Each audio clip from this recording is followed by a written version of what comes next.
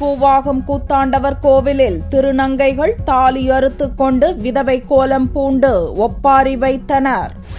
விழுப்புரம் மாவட்டம் உளுந்தூர்பேட்டை அருகே உள்ள கூவாகம் கூத்தாண்டவர் கோவில் சித்திரை பெருவிழா தேரோட்டம் புதன்கிழமை நடந்தது.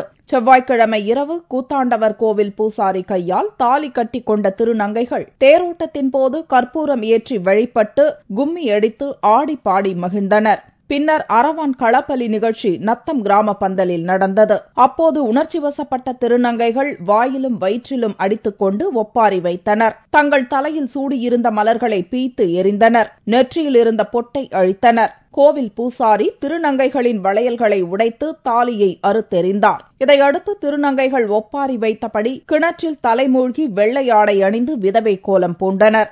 வருஷம் இந்த கூத்தாண்டவர் கோயில் திருவிழாவுக்கு நாங்கள் வருவோம். நேற்று ஈவினிங் கூத்தாண்டவரை எங்கள் கணவரை நினச்சி நாங்கள் திருமணம் பண்ணி நேற்று எல்லாம் சந்தோஷமாக இருந்தோம்.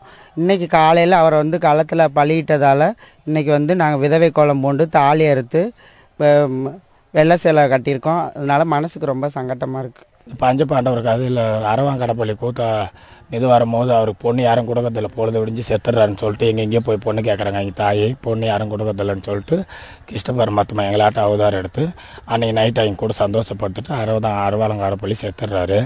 அதுக்கோசம் நாங்களும் தாலி கட்டி ஒரு நைட்டு ஃபுல்லாக சந்தோஷமாக இருந்துட்டு பொழுது விடிஞ்சு தாலி இறக்குறோம். விதவை கோலத்துடன் சோகமே உருவாக திருநங்கைகள் தங்கள் சொந்த ஊருக்கு கிளம்பினர். கூவாகம் தேர் திருவிழாவையொட்டி ஏராளமான போலீசார் பாதுகாப்பு பணியில் ஈடுபட்டனர். கள்ளக்குறிச்சி, விருதாச்சலம், பன்ருட்டி, திருக்கோவிலூர், விழுப்புரம், சென்னையிலிருந்து சிறப்பு பேருந்துகள் இயக்கப்பட்டன.